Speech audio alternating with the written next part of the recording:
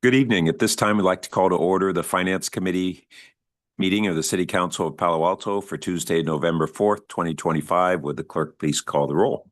Councilmember Rectal. Here. Councilmember Lithcott-Hames. Here. Chair Burt. Here. All present. Thank you. All right. So before proceeding with our two agenda items, first I want to note that the item listed number 2 will be actually taken up first, and then that's the green waste project. And then item listed as number 1 will be second. That's the long-range financial plan for our wastewater treatment plant. And before doing that, we have an opportunity for members of the public to speak on any item that's within the purview of the committee, but not otherwise on the agenda. Do we have any speakers? No, we do not. Okay, so we'll move right into what's titled item 2, which is a recommendation to the council from this committee to approve amendment 2 of a contract with Green Waste, etc. And who picked this up? I will kick Brad. us off here. So good evening, Chair Burt and Finance Committee. Brad Eggleston, Director of Public Works. And I'm here tonight with, at the table, Karin North, Assistant Director of Public Works, Paula Borges, our Solid Waste Manager. And then also seated in back, we have Bebo Young, our Manager of Environmental Control Programs from the Zero Waste Program, and several representatives from Green Waste Palo Alto as well. So as the title suggests, we're here tonight to discuss extending the Green Waste contract for an additional 4 years, along with some related compensation and vehicle replacement requests that essentially go along with that recommendation. And with that, I'm going to turn it over to Paula for our presentation. Hi, good evening. If we could go to the next slide. Move it closer. Okay, logistics. Here we go. Okay, so this slide is a summary of our 4 recommendations that are before you tonight. And we're going to zip right through the next slide because this is a summary that Brad already referred to. The next slide is giving you a background. Green Waste of Palo Alto began providing services in Palo Alto in 2009. Their contract term has been extended twice, with the last term extension approved by City Council in 2019, which extended the contract until June of 2026. And it was most recently amended in 2022 to implement domestic recycling. In reference to the last bullet point, Green Waste in 2009, when they began services in Palo Alto, they were operating out of the 2000 Gang Road location, which is the old Pasco yard. And at the city's request, they moved their administrative offices and fleet maintenance to a corporation yard in Santa Clara and began using the former Los Altos treatment plant that we refer to as LATP, primarily for the storage of large debris boxes and a small office trailer for their staff when they're in town. Next slide. The first recommendation is to extend the contract 4 years to end in June of 2030. And it includes providing Green Waste additional compensation for vehicle repair and maintenance, as well as bin replacements. Next slide. The term extension leverages the experience that this contract has, and it will continue for the additional 4 years. And it is the experience of a vetted contractor that has provided high quality performance, consistent service reliability, and responsiveness to the city and the community, as well as innovative processing facilities that are very close to Palo Alto. It maintains price stability by continuing a predictable compensation amount, and it provides staff more time to develop a long-term vision and strategy for solid waste management services beyond 2030, including our post-2030 zero waste goals. Next slide. This timeline is a visual timeline of major projects happening for zero waste that are interconnected, starting with the recommendations before you tonight with the Green Waste contract extension. This timeline highlights that what else is coming up that is connected, including updating the zero waste plan initiatives and conducting a competitive solicitation process with the goal to finalize a new consolidated solid waste services contract in July of 2029, which would be 1 year before the current recommended extended term. Next slide. This is a summary of the green waste additional compensation for the 4-year term extension with expenses for vehicle repair and maintenance as well as bin replacements for a total of 1.4 million approximately. Next slide. Recommendation number 2, the replacement of aging vehicles, is to replace 9 collection vehicles, which is about 24% of collection vehicles in the green waste fleet. It reflects a strategy to reduce the frequency of vehicle replacements and align the life of vehicles with a 10-year replacement schedule. Initial discussions with Green Waste many months ago contemplated an 8-year replacement lifespan of approximately 50 vehicles, which would have led to additional expenses to the city above $21 million over the extended term. The current recommendation significantly reduces these costs to the city in the final extended term of the contract. And an important note to make is that at the end of the Green Waste of Palo Alto contract, the city will have the option to either acquire the vehicles from Green Waste to be used by a future provider or to instruct Green Waste to sell the vehicles and provide the city with the amount received for the sale. Next. This table is a summary of options for how to handle the vehicle expense. Staff recommends the first option listed, which is to use an open purchase order that Green Waste has for the vehicles in fiscal year 26, which is the current fiscal year, and payment would be made upon Green Waste receiving the vehicles using the refuse fund reserves. The replacement of collection vehicles is allowed in the current contract with Green Waste and has been approved in the city in the past, both administratively through an approval letter from the Public Works Director, as well as through City Council action, as was last done in 2019. Next slide. This is the estimated green waste compensation until 2030. It includes the base compensation for current services provided, as well as projections for the extended term. It also includes all of the recommended additional expenses for your consideration tonight. Focusing on the current fiscal year 2026 and pending approval of recommendations, we estimate an additional expense of a little over $2.6 million to be done through a budget amendment this fiscal year. Next slide. The budget amendment this fiscal year will enable the city to benefit from Green Waste's open order for vehicles, which will save the city money. For context, the refuse fund beginning fiscal year 2026 rate stabilization reserve, also known as the RSR or reserves, balance is about $15.5 million, and it exceeds the recommended guideline range of 10 to 20% of sales, with 20% being at $7 million. Next. This table provides a summary of fiscal year 2025 residential rates for Palo Alto in comparison to neighboring cities. Approximately 88% of Palo Alto residential ratepayers are under the 20 or 32 gallon cart rates. For Palo Alto, these rates are a bundle of service that includes collection, processing, and disposal of recycling, compostables, landfill materials, as well as Palo Alto's household hazardous waste station that is open to residents most Saturdays, street sweeping services, and the cleanup day. Next slide.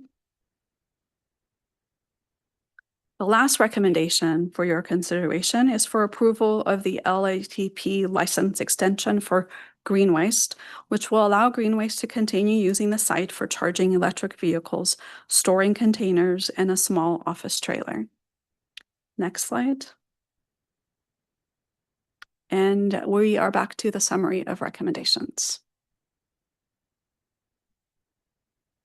Thank you. Do we have any members of the public who wish to speak? No, we do not. Okay, who would like to go first? Julie? Oh, sorry. Know which way you're waving. I'll start us off. Thank you so much for the presentation, Paula. I noted that the contract value annually is about 5% of the general fund, roughly speaking. I realize we have a lot of large contracts, but it made me curious as to how many other single vendors have a contract worth such a large percentage of our general fund.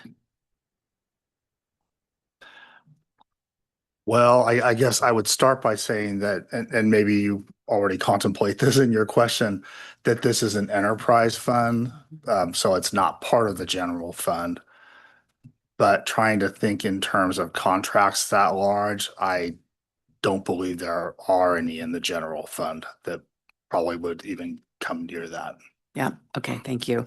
It just made me contemplate the scope and mass of this a little bit differently. I realize it's an enterprise fund, but comparing it to the general. I notice an additional 5 million or so for replacement of vehicles and repair. And I grew curious as to why we, the client, are paying for the vehicles and their repair. Is that standard in this industry? And are we the only client? The name is Green Waste of Palo Alto, which makes me presume that we are their only. We're not. Okay, so is this normal in the industry that they would not own and repair and replace the vehicles at their own expense or through their contract? They would bake it into the contract, but we wouldn't, as a client, be asked for kind of additional upkeep expenses. And who are the other people that Green Waste, which other municipalities does Green Waste support? And what portion are they responsible for if we're not the only ones? So it is normal for hauling contracts to have jurisdictions pay for the collection of services and maintenance of the vehicles. Let's see. Much like a gardener that you would hire, the rate that they are charging you should incorporate the their time, but also the equipment that they're using. It's similar, like super simple way of expressing it, but it is common with all contracts that the contract costs includes a good portion of it is either labor and vehicles. This is very common in the waste industry. The other question referring to, my brain is going at. The other municipalities. Thank you. So Green Waste of Palo Alto is the only one, it's the only Green Waste of Palo Alto, but they belong to a bigger umbrella company referred to previously Green Waste Recovery, but now just Green Waste. And they provide a mixture of services in the Bay Area. They have their processing facility that is currently taking Palo Alto's recyclable materials, takes recyclable materials from probably 20 other jurisdictions in the area. And so we are also not the only jurisdiction that they provide collection services for. We're the only one as exclusive as we are to provide such a big suite of services. And I'm referring to the compostables, recycling, garbage collection, the processing of all these materials of disposal, as well as the construction and demolition collection of materials that would come from construction sites. So the vehicles, yes, go ahead. Oh, if I could add a further clarification, I think your question may have also been about whether we're purchasing these vehicles and they might be using them to service other communities. Correct. And that's not the case. So this particular business entity of Green Waste of Palo Alto, these vehicles and equipment that we're paying for are dedicated to the Palo Alto operation. Thank you. I noticed the property is, we refer to it as the LATP, the Los Altos Treatment Plant. It is right there on San Antonio. Is that the city of Palo Alto? And we call it the Los Altos Treatment Plant because it was once the city of Los Altos? Okay. And It wasn't. They own the land, but it was always in our municipality. thank you. Always interesting to think back on how That these was things. May. Right, right, okay. They are, as has been referenced in the report, very close to our Project Home Key Life Moves transitional shelter. And this may seem a little orthogonal, but while I have the opportunity, I want to ask, we had originally hoped that the Life Moves project would enable RV storage, knowing that the residents we hope to attract to that shelter may in fact be in RVs right now, which is a pressing concern for the city. And but that RV storage is no longer in the plans for home key. It makes me wonder about the square footage utilized by Green Waste at LATP for, I believe, large debris boxes, small office staff, and charging EVs, and whether there may be any additional room on that site to accommodate RV storage. I'm going to ask Paula to respond to that, but first, I just wanted to give a little history that for many decades, this operation that's currently located at this spot was at Gang Road. And we've since turned that Gang Road site into our safe parking program that's run by the county. So Paula, can Yeah, you and I speak think to- I saw that synergy. Somebody decided some time ago that this swap made sense, or we're moving some building blocks around. And that safe parking site currently has 22 spots, which is great. And we simply have a far greater need than that, which just I'm constantly sort of scanning for where might we find space. And it just occurred to me to ask how much of this square footage is utilized by the green waste operation, and might there be room for storage of RVs? And if so, how many? What kind of square footage is not being utilized right now? Well, I can't address the RV question specifically, but I can talk about green waste. And so we've been working collaboratively with the city manager's office, with Life Moves, and the green waste. Green waste is in a temporary location right now. And it's the location that has like an old tank right smack in the middle of it.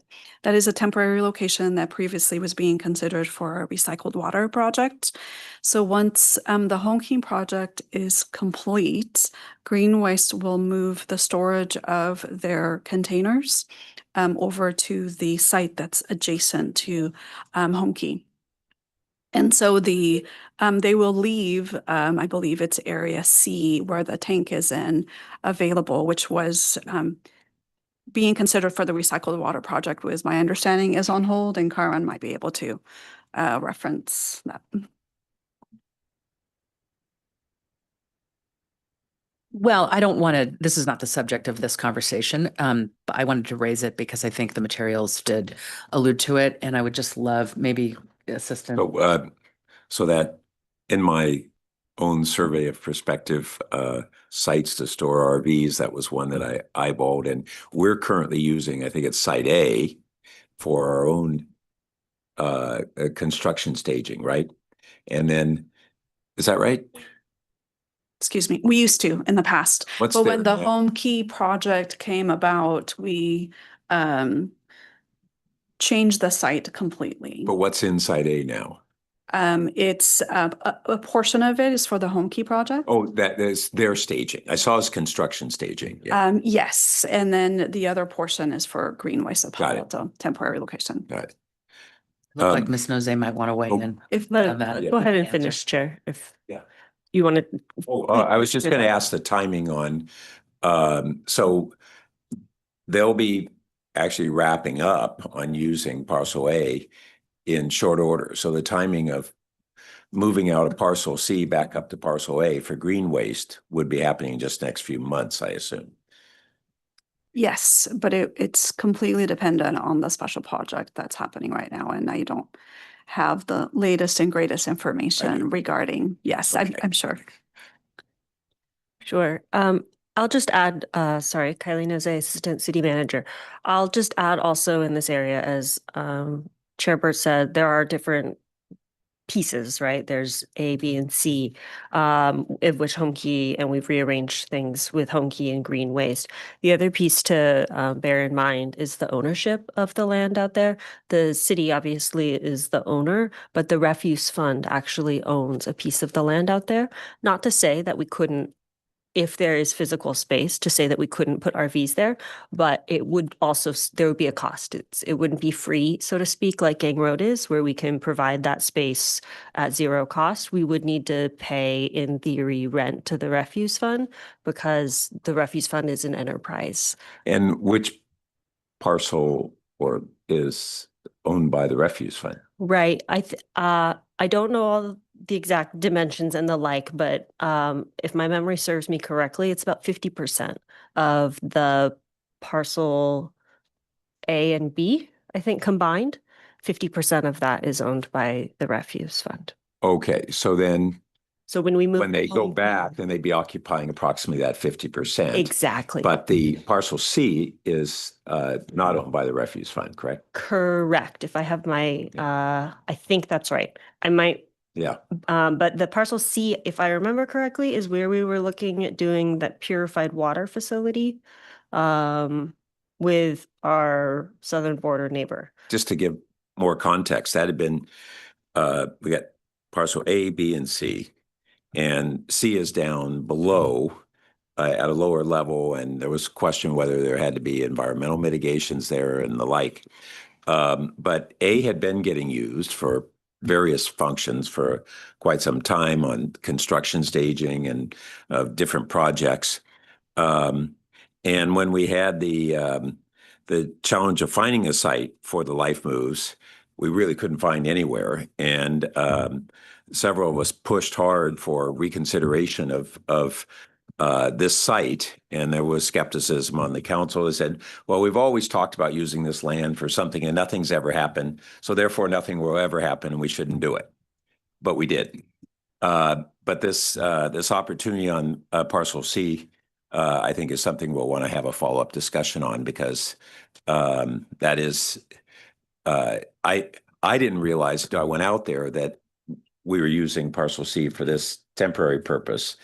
And so that does open up some possibilities we can follow up. Thank you, Chair. My reason for raising it is simply to not foreclose the possibility, if there is a potential use there, I would hate for us to go all the way down the line with new contracts and so on without having considered whether we need to carve out something.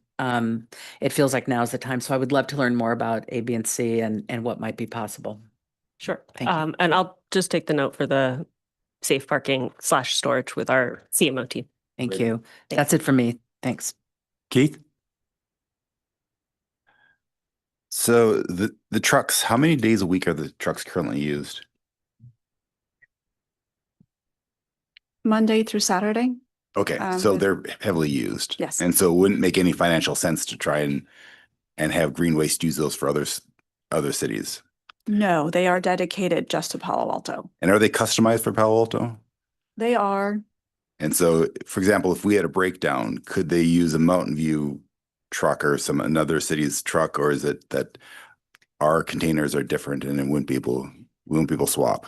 They are customized for Palo Alto, and they have spare vehicles. So if when there is a breakdown, they should have a spare vehicle that can fit in, except for the one exception that we have in our staff report, which is the rear loader collection that provides collection for the cleanup day to primarily residents, some MFDs, multifamily complexes, but primarily residents. So they are on the route Monday through Friday. And when that vehicle is down, there's no spare for it. And so Green Waste has, they've had to borrow a vehicle from a sister company. And that is one of the advantages that Green Waste provides, is that when they are in need, they can contact Green Waste Santa Cruz or Green Waste in another location, in another city, and they can borrow a vehicle temporarily, but it is temporarily. And this happened in fiscal year 24 when that rear loader was down for, I believe It was over 100 days and multiple times. They needed to replace the transmission and the motor.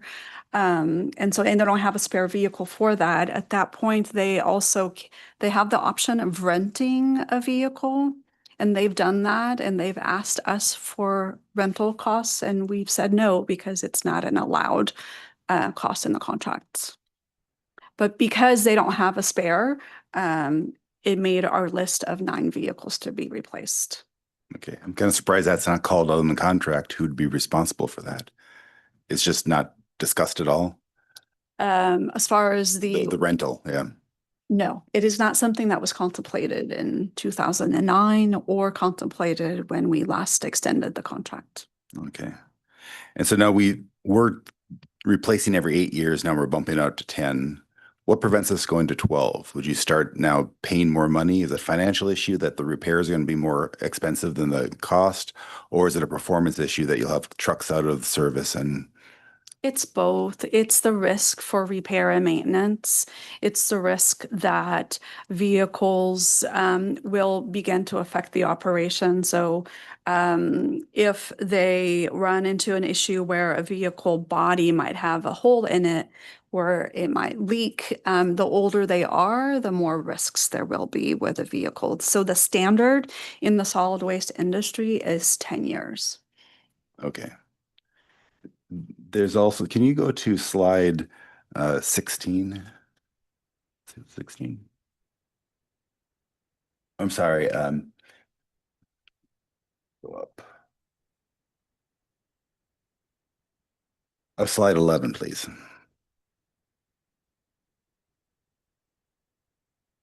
I didn't understand the slide. Can you go over it again?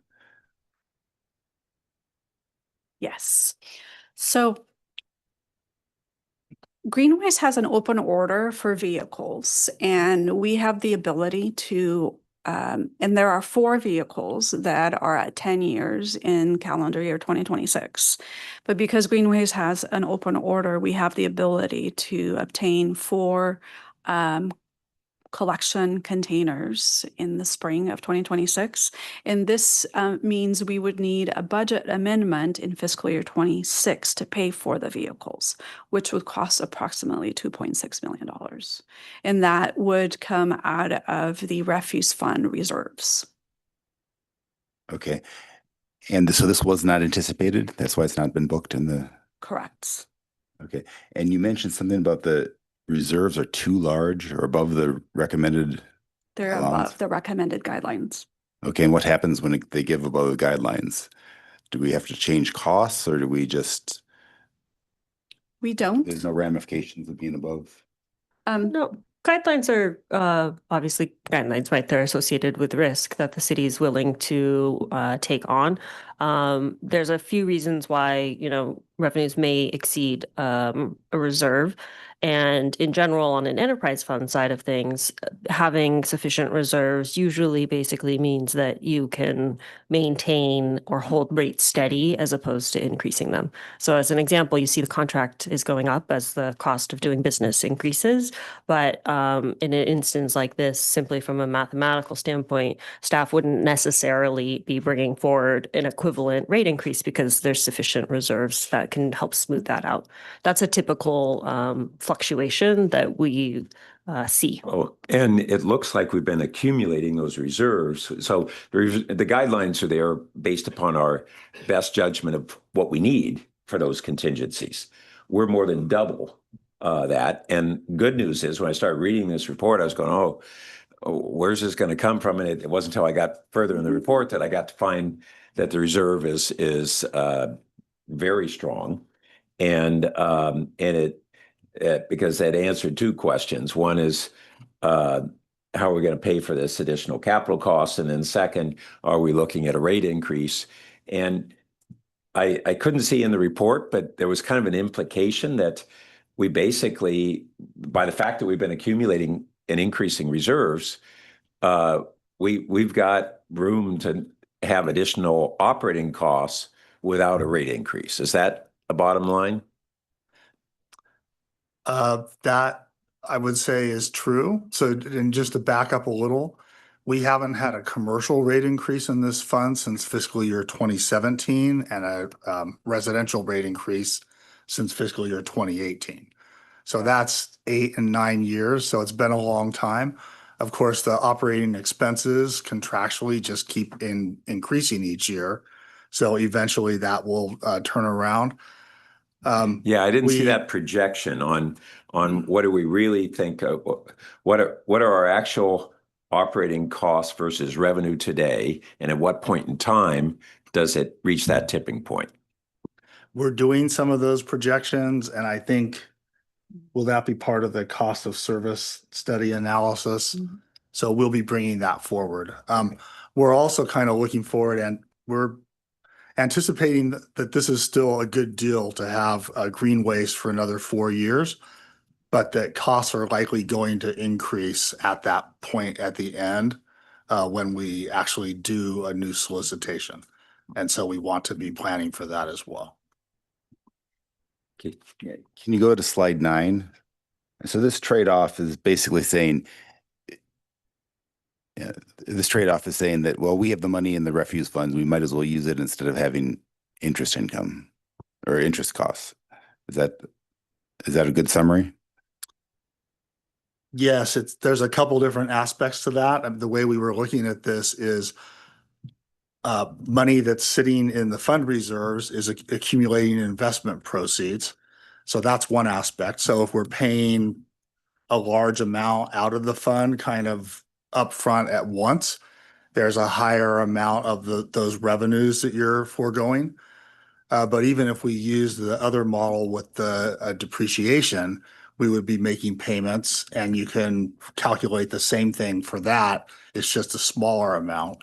The really big difference here is that if we use the depreciation model, Green Waste is taking out a commercial loan that we estimate at a 7% interest rate. And so that's the thing where when we did all those calculations, we essentially saw about a net $500,000 difference in the ultimate cost. Okay, and since we have the cash flow, it makes more sense for us to save that $500,000. Yeah. And to the other question of us not budgeting for it, we've gone back and forth on this and had been thinking at one point that our recommendation was going to be using that depreciation model that smooths it out. Once we dug in and saw all these numbers, it just didn't make sense to make that recommendation. Well, I was assuming the reserve fund was in part for some anticipated but not calculated need like this. Yeah. Okay. We have in the past also had some large outlays for vehicle replacements. Okay, and the reserves, they're invested. They're part of the group that we talked about last week. And that same, okay. Yes. They're one of the short-term reserves that we invest. Okay, and then finally, the one slide that had the relative cost between the different cities. And I found they vary. Like Palo Alto gives you a big incentive to cut down your waste, whereas some others like Menlo Park is flatter. They have a much cheaper price for large, but they charge you a lot more for smaller. And is that just a philosophical point, or I assume you need a next study to set these rates? It's partly a philosophical point, and it's partly what a cost of service study that someone's done has been able to justify in terms of rate structures. Okay. I mean, I like giving people incentive to spend less and to have less trash. So I'm happy with it. So, okay, that's all. So first, just following up on that issue, we have one of the highest diversion rates, meaning recycle rates among cities. Do we have any estimate of how we compare to these other cities? And I'll explain why I'm saying that. We pay just for that black bin of the waste. All our other, I've got a little black bin and a medium blue bin for recyclings, and then compost. I got a giant one, and I don't pay anything for the blue or the green one. And we have, none of us do. We just get paid, charged for the black one. And we'll hear when we were going through some years ago with rate increases, as we were recycling a higher percentage, we had heard from the community, oh, wait, the cost for my black bin's going up. And I go, yeah, but you shrunk your black bin and your cost per gallon may be going up, but your actual bill isn't. And so I suspect that the deal for our ratepayers is even better because we move people over, as you said, to the super saver and the small, even more than other communities because we're recycling, I assume, a higher percentage. But that's one of the things I want to hear the update. Are we still recycling a higher percentage than most other communities? Palo Alto is in fact one of the local communities that has a higher diversion rate. We're at 88%. I have my spreadsheet with other cities, so if there's one in particular interested in, I can pull them up. But and I wanted to clarify, the rate that you're paying for that garbage container is not just for the garbage service. It's a bundled service. It provides, because recycling is not free. Oh, no, neither that's is the point. pumps, right? Yeah. So it's a bundled service for the cost. And so, like, for example, City of Sunnyvale, our diversion in 2024, which is complicated, but that's what we use for the state, was 88%. Sunnyvale was at 75%. So somewhere in there's a calculation that could be made that says we're actually more favorable compared to neighbors because we're enabling our ratepayers on average to use smaller bins. And so it's not just comparing the price of that small bin. Is that not correct? Well, it's not just comparing the price of the small bin, it's comparing the services that are provided. Palo Alto is one of the only city in Santa Clara County and San Mateo County that has its own household hazardous waste station that is super convenient, open most Saturdays for people. We provide the cleanup day, the street sweeping cost services are coming out of the refuse fund. So it's not an apples to apples comparison to just look at the diversion. Yeah, so that all makes sense. And I think the other point that we probably don't have the data in front of us that Councilmember Byrd is making is we might have a higher percentage of our total customers with those mini can and 32-gallon containers because of our high diversion rate who are paying those lower rates compared to some of the other cities. Yeah. Plus, we're loading some of these other costs onto that little bin. So I bring that up because it's important for us to be able to explain to the community when they're getting a good deal.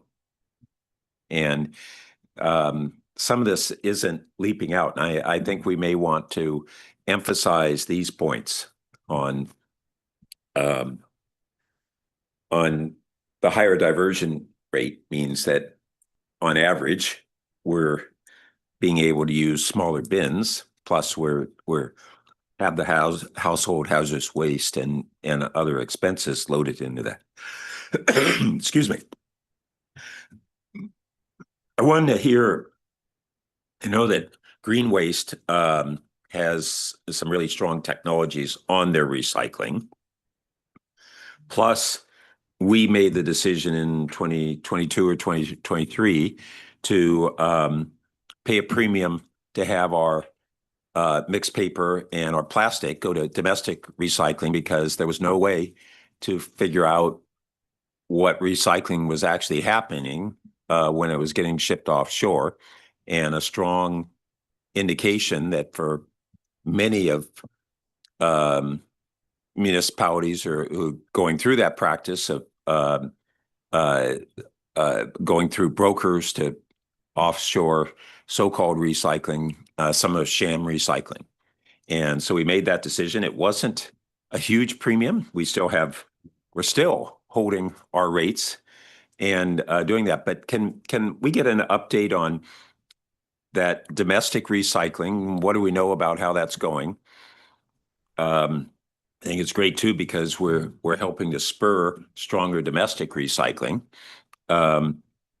And then second, green waste recycling, which I seem to recall They continue to have improvements in their technologies, both what improvements have they made and any that are on the horizon that we're aware of? Mike, please. Excuse me, we provided an informational report to full council yesterday that updates council on the traceability report and what has been done. It's actually up to 2024. We're currently reviewing the 2025 report and we'll soon be providing that to council. But in a quick summary, approximately 60% of materials are being kept domestically, with mixed paper, mixed rigid plastics being processed domestically, and a portion of cardboard. And because we're still not maximized with the costs that the allowance that council provided, we are working with Green Waste. And in fiscal year 25, they were able to keep some of the equivalent of cardboard, some of the cardboard domestically as well. That's great. I'm glad there's an informational report. I just want to encourage us to look at ways, how do we tell that story to the community?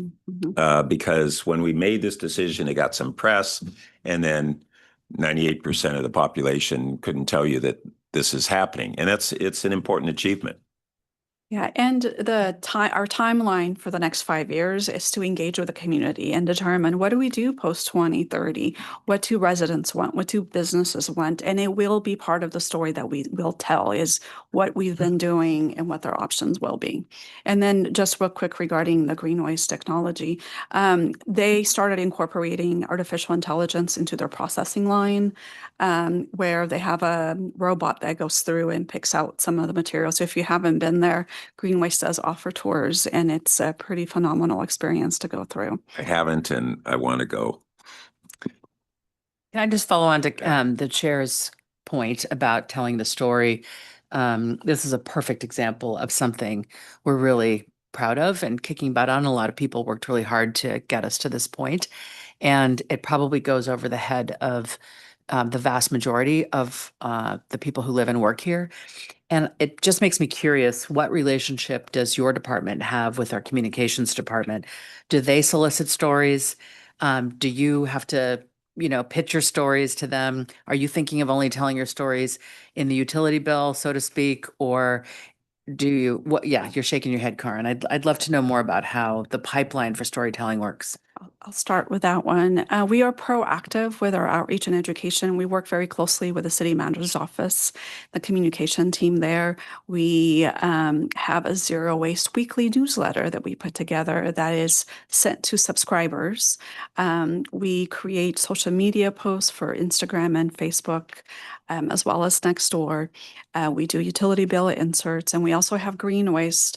Green Waste has quarterly newsletters that they put out. One of them for the residential sector, it's printed in the Palo Alto Weekly that comes out on a quarterly basis, and then they have a commercial newsletter.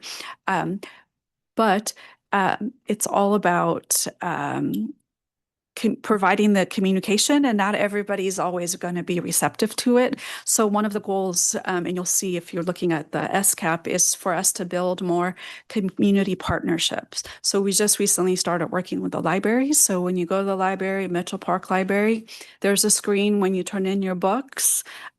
We started posting on there our latest utility bill insert and what we want to promote, which is Palo Alto's compost their coffee cup is one of the messages. And so we are super proud of the services that Palo Alto provides. We've done a lot of bragging, but we could definitely do more. And partnering with other organizations within the city is one of the goals. And the report, and you had noted that this is the last extension on the current contract, and it was phrased that at the end of the contract, either we take the vehicles or they'd go to the new vendor, but the new vendor may be the old vendor too, right? Yeah, okay. Just want to make sure that there, when 2009, we switched to Green Waste from our much beloved longtime Pasco, and there was angst over that. But I think overall we've been very pleased with how this has gone, and how Green Waste continues to for instance, improve their recycling technologies, and we see that we're very cost competitive. So that's great. The only thing they lack is a mascot. Pasco had Pasco Sam, and these guys don't have.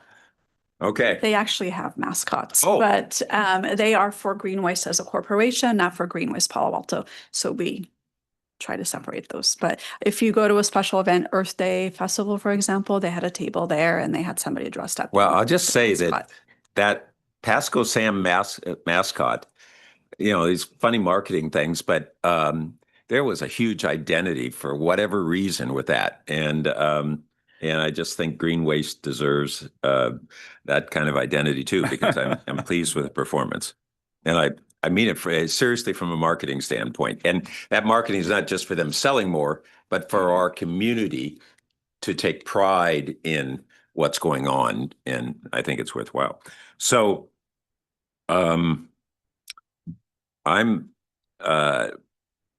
that was a very informative report on both the prime focus and related matters. And I, like I say, when I started into the packet, I was going, oh, I got these concerns and questions, and it wasn't until I got to the end that the punchlines were there, and the punchlines were all good.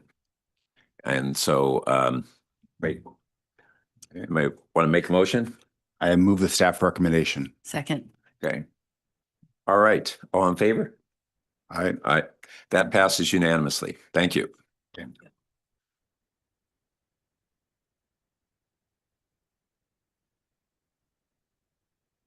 All right.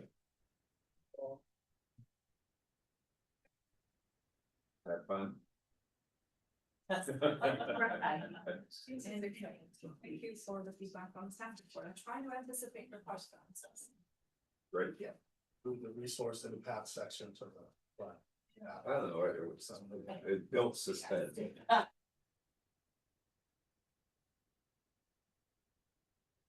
All right, now we'll get to move on to the update on the Regional Water Quality Control Plant, Wastewater Treatment Fund, Capital Improvement Program, and the Long Range Facility Plan.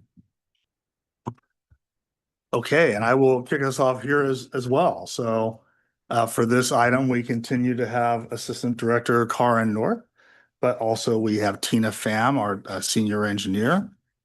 And then also present in the room with us are Aaron Gilbert, our Plant Manager, and Greg Sands with Woodard and Curran, who is our Capital Program Manager. Wanted to point out, I think this is the first time you are meeting Tina and Aaron, if I'm not mistaken. So I want to point out that Aaron took over as Plant Manager just over a year ago. Tina joined us less than a year ago, I think March of this year, if I'm remembering.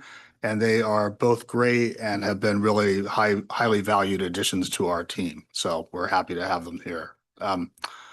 There's a lot going on at the treatment plant these days as our capital program has ramped up to a very significant level. The item tonight is really intended to give you an update on the capital program and several related key issues, and just offer a chance for Q&A and discussion about the program. I want to point out, though, that our team is particularly interested in any committee feedback on the cost allocation recommendations that are in the report and that we'll review with you. Any changes to those methodologies like we're recommending are going to require discussion with our partner agencies. There's been some already, but more of that will be needed, and then would ultimately become part of the long range facilities update that will eventually be coming to City Council for acceptance. So I will turn it over to Tina, who's going to walk through the staff presentation. All right. Thank you, Brad, for the introduction. Next slide. So this first slide will be an overview of our presentation. A lot of what Brad mentions we're going to cover, but again, an introduction to the capital program, update on our long-range facility plan and the work under that. And also we'll end with financial planning and management tools, including capital program, funding strategies, line of credit, and reserve policy analysis. Next slide. So this here is an aerial just to get folks acquainted of where the plant is. So north of the plant is the airport and the golf course. To the west is an office park and the Renzel Marsh wetlands. To the south is Bixby Park, which is also a closed landfill. And to the east is the Palo Alto Baylands Natural Preserve. Next slide. So we include this slide to really emphasize that we are a regional entity. We provide wastewater treatment service to 6 agencies, including Palo Alto, Mountain View, Los Altos Hills, and East Palo Alto. Next slide. So this slide is an aerial of the existing projects and near future projects. You can see that a lot is going on in the plant, just like Brad mentioned. There's a lot of projects in a very, very tight space. So it makes the work challenging, but also pretty fun to be able to get all these projects going, trying to rebuild the plant, but also keep operations going so we can continue to treat wastewater. Next slide. So this slide here is a great summary slide. It's a slide that presents our capital projects in progress. And note that this is only the planned work for the next 5 years. We anticipate as we continue the long-range facility plan update that the number of projects will grow, but also the cost of the program will also increase.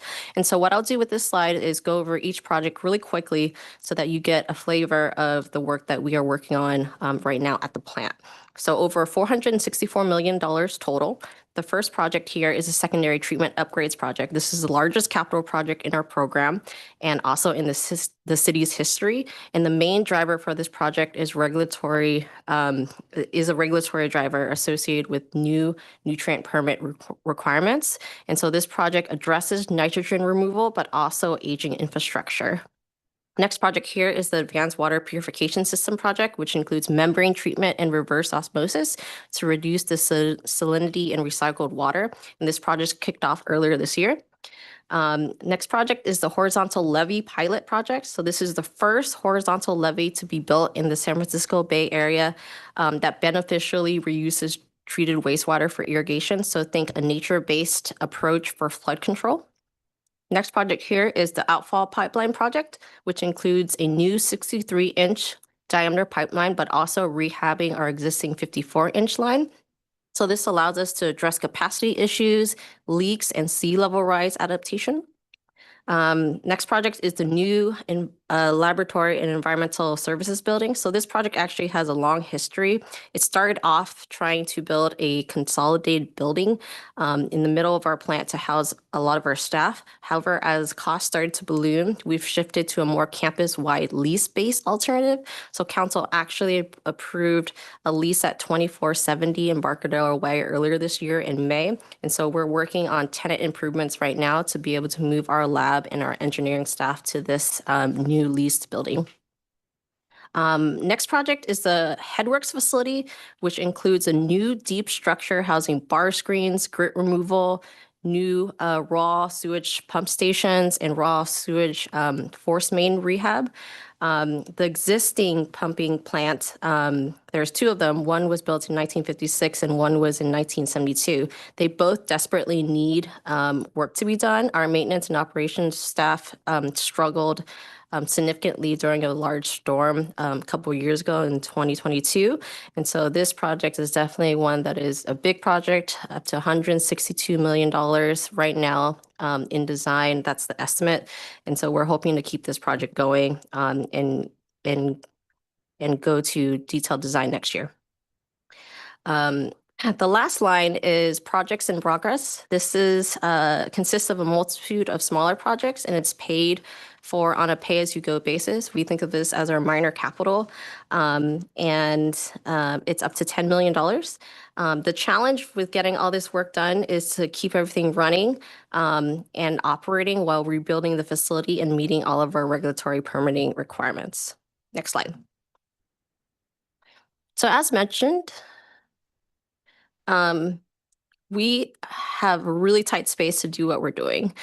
We are the 6th largest wastewater treatment plant in the Bay Area, and we serve a relatively large population as a regional entity, 236,000 people. And we also treat a sizable peak flow volume of 80 MGD, and we do this all in 25 acres, which is, in my eyes, amazing. So next slide, long-range facility plan. The original long-range facility plan was completed in 2012, and it was meant to provide a plan for future capital improvement projects. A lot of the projects I've mentioned was first envisioned in that plan, but it's been quite some time, and so we're doing a full update led by our consultant Carollo Engineers. We started this project in 2024 and hope to finish it in 2027, and today we'll be able to provide some updates, including long-term workspace planning and cost allocation and capital funding approaches. We'll be able to bring updates, back to this committee or to council related to the other items related to the long-range facility plan in the future. So let's get to the next slide, which is the cost of service analysis. As Brad mentioned, we'd like input from this committee on some of the recommendations that our consultant has come up with for this. So next slide. So before we get into the recommendations, I really want to spend some time to discuss capital cost allocation versus O&M cost allocation. So capital costs are based on fixed capacity rights, ensuring stable and predictable shares between the partners. They cover large capital projects and also cover debt service. O&M costs, on the other hand, are based on actual usage, flows and wastewater strength for each partner, and the cost allocation is actually recalculated every single year. So a lot of our wastewater treatment plant peers have very similar types of structures. Also, in other utilities, it's very common to have fixed costs versus variable costs. So I just wanted to have that framework before we get to our recommendations. And so we asked our consultant to evaluate what we have, compare it to other local regional wastewater facilities, and compare the cost allocations to actual historical flows and also predictions for future flows to just see how fair these are and if they make sense. So in general, we had the goal to increase fairness for the allocations, and particularly for the O&M cost allocations, we wanted to reduce volatility and noise in billing and improve the collection of data and how we calculate the O&M cost allocation, because they need to be calculated every year based on annual flows and loads. Next slide. So here we have the recommendations front and center for consideration. For capital costs allocations, we're recommending maintaining the existing capacity rights. No agency, no partner currently needs more capacity based on forecasted flows. However, for O&M cost allocations, we found a few things that we're recommending. First thing is simplifying the formula to streamline the calculation. So we're going to focus on 3 equal parts: flow, chemical oxygen demand, and ammonia. We're also proposing returning to the historical practice of dry weather sampling, and also proposing using a 3-year rolling average to calculate each agency's share of O&M costs to reduce the volatility in the cost allocation. Next slide. So again, this slide shows the capacity rights that we're recommending to be maintained. The capacity rights are expressed in million gallons per day and represent annual average flow. The pie chart to the right represents the same data expressed in percentages. Next slide. So we had our consultant look into historical wastewater flows. This graph shows the flows for the last 15 years. So there's lots to this graph, so I'm going to spend a little bit of time here. So for this graph, you'll see total flows in shown as a black dotted line, and 2-year average flows for Mountain View and Palo Alto also in dotted lines. These 3 lines reference the axis to the right. Then you'll also see individual partner agency flows shown in solid color lines, and those all follow the axis to the left. So a few things I want to point out about this data. So the first thing is water conservation is definitely in effect. So you'll see over the last 15 years, the trend is that the flows have slowly generally decreased to our plant. And this is not This is not only seen with our plant, it's all over California. You'll see this general slow decline. Also, the next thing I want to point out is during COVID time, during 2020, 2021, and 2022, and also when the secondary treatment upgrades project was approved a few years ago, you'll see that Palo Alto flow dropped significantly compared to the rest. And we believe this was due to changes to where people live and worked at that time. This blip in the data explains the motivation to look into the capital cost allocations and why we decided to look into, this deeper as part of our long-range facility plan. That being said, more recently, post-pandemic flow has now since normalized. So you'll see the Palo Alto flow has increased. And you can see with the 2-year average percentage, Palo Alto's 2-year average is now roughly renormalized back to 40%, which is similar to pre-pandemic flow. So the next slide. What is the reason for that long-term trend? Is it people just taking shorter showers, or is there other things behind that? Water conservation. Yeah, we think that water conservation has been slowly decreasing flows. Yeah. Yeah. Like native plants really don't affect this. This is people using Yeah, low water. flush toilet. Lawns. Yeah. It's also the industries moved out. So a lot of our industrial sources have actually left the area. So we've had to change. Yeah. So it's a combination of water conservation, and then also our industrial sources have left the area. Okay. Thank you. Has our greatest decline been from outdoor water use, indoor, actually? Well, this is all indoor. This This is is all indoor. This is all our waste. Well, that's right, because I'm collection. still thinking back on Yeah. our actual No, this is all water wastewater. consumption. Yes. Correct. Okay, thanks. Yes.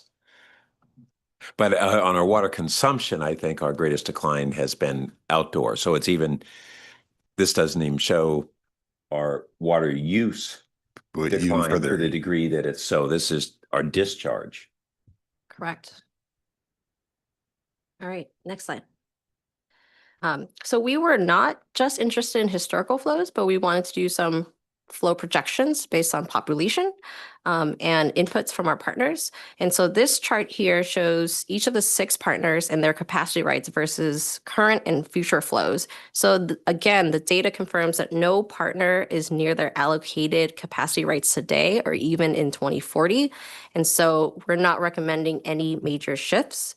One interesting thing to note here is that capacity rights is based on our permanent annual average flow. So when we think about sizing large capital projects, a good example of this is our Headworks project.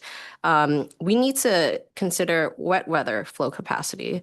And we know that during large storm events, our flows could dramatically increase. And so our flows can go for anywhere, up to 60 or 80 MGD during peak weather flow. And so even though it's a short period of time, that's something we need to plan for. And so Headworks project is actually sized to treat up to 80 MGD. And we see these flows, a recent example of it is in the winter of 2022, when we saw pretty high flows that were challenging for us to keep up with. And so why does wet weather give us more flows? Because we're not treating the stormwater, are we?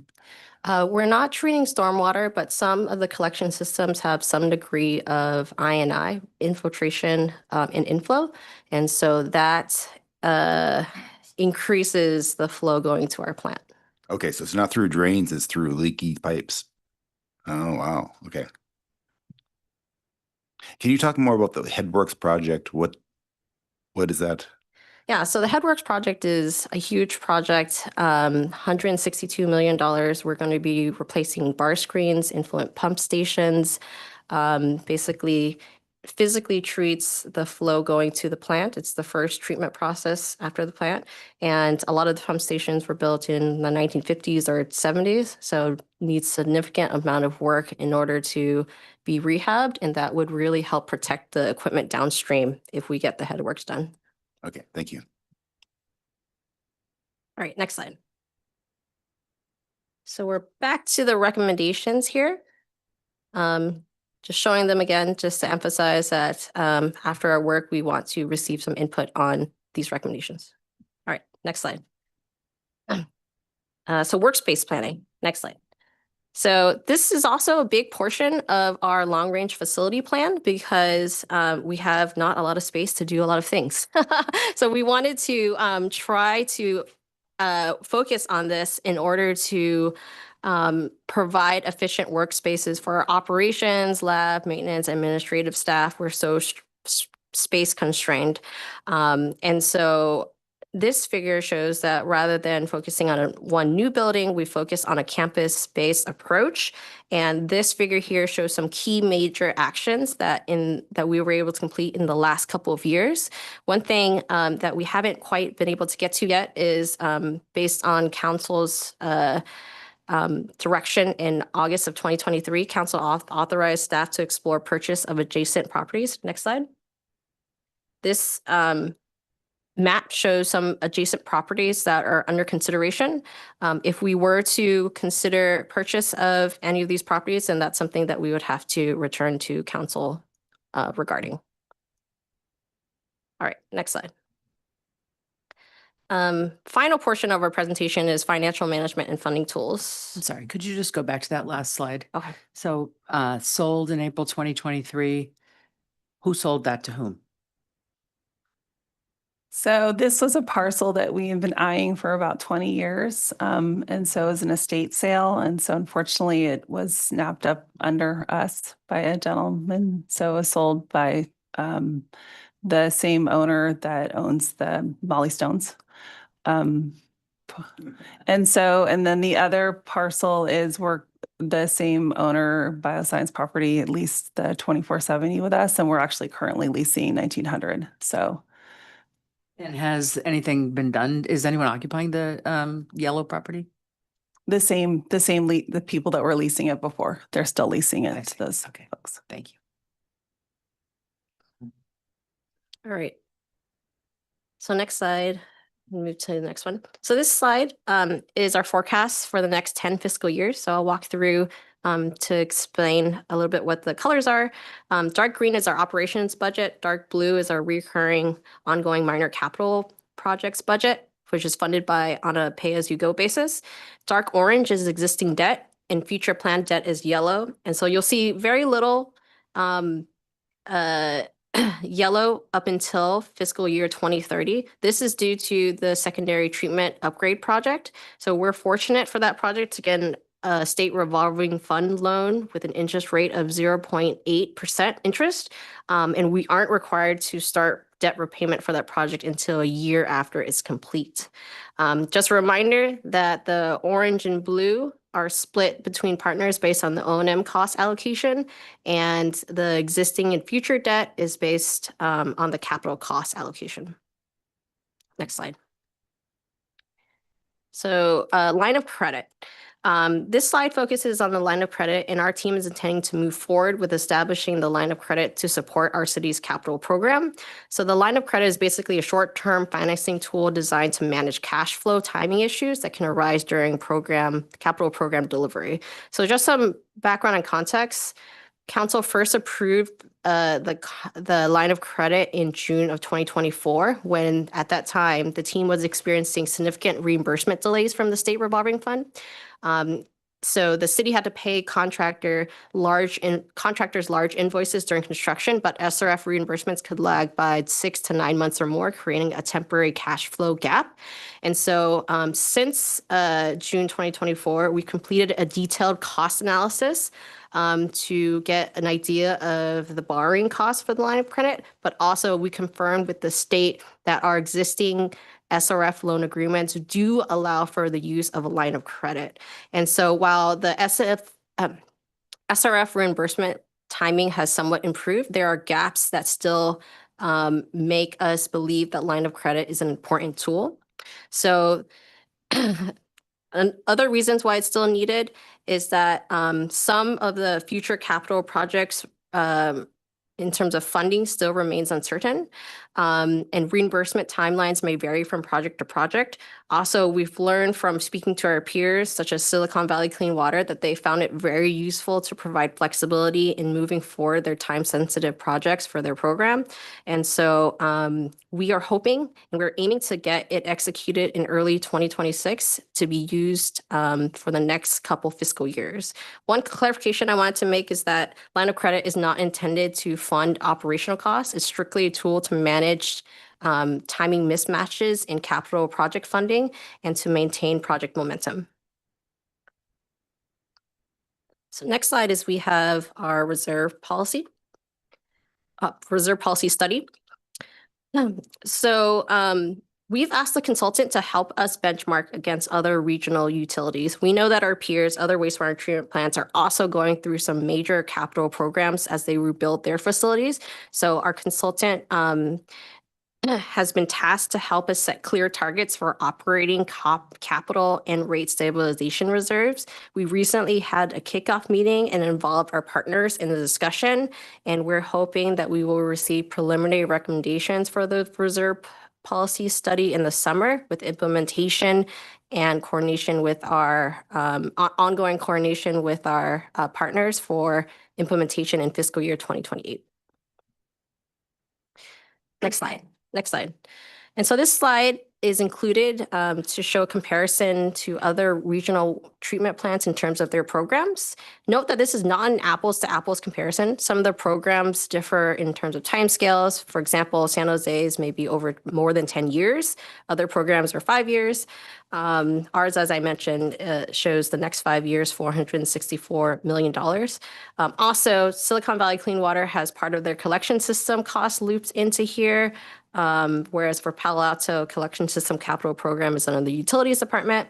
That being said, we're all kind of in the same boat, trying to manage large capital programs for the wastewater treatment plant. And note that because we are in the midst of updating our long-range facility plan, eventually our program may grow and also show, more projects in a larger number here as well. Next slide. So this slide is meant to show the residential sewer utility bill rates. Palo Alto is quite competitive. One thing I want to mention here is that Hayward's rates will also likely increase because they're just now starting their capital program. So that is expected to increase. Sunnyvale is in the middle of their upgrades, and so they still anticipate their rates to continue to increase as well.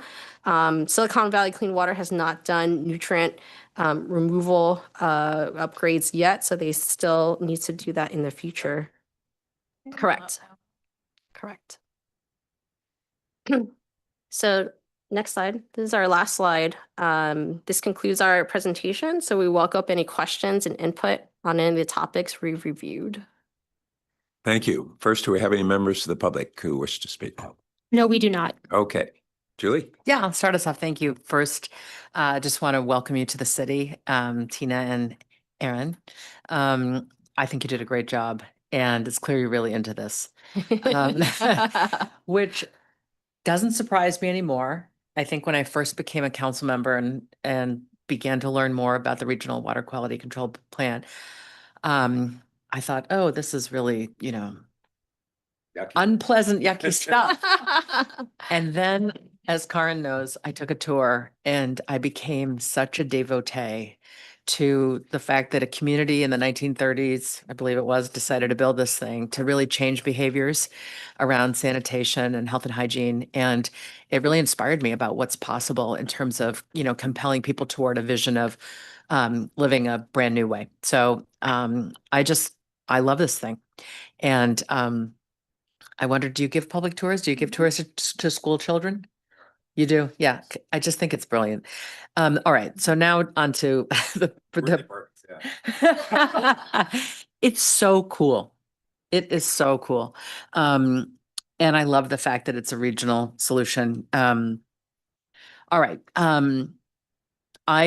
Just in terms of feedback you're looking for, I think your plans to maintain the existing capacity-based allocation model makes sense, and to reallocate the O&M costs in the ways you've described makes complete sense to me. I did note that the residential, there was a slide, or at least in the staff report, there's something that compared the residential rates in the area and the commercial rates. And it gave us an average, and our commercial rates were much higher than the average, whereas our residential rates were slightly lower and our restaurant rates were only 4% higher. So just focusing in on the commercial rates, it was significantly higher. I'm sure you have that. Could you tell us why that is, and is it worrisome, or are we not concerned about that? And if so, why not? What am I not understanding about that? So I included that in the staff report. The tomorrow night, the utilities team is going to the UAC for a rate discussion, and then they're coming back to the finance committee on rates on the 17th. I unfortunately will not be here. I'll be flying back from overseas, but I'm having Tina and Aaron attend so they can help answer those questions because I don't set the rate model for collection system for commercial and the restaurant rates. But we're here to help answer the wastewater treatment plant side of the rate setting. Okay, thank you. And that's it for my question. Thank you. Can you bring up on the packet page 26? There's a bar chart in there that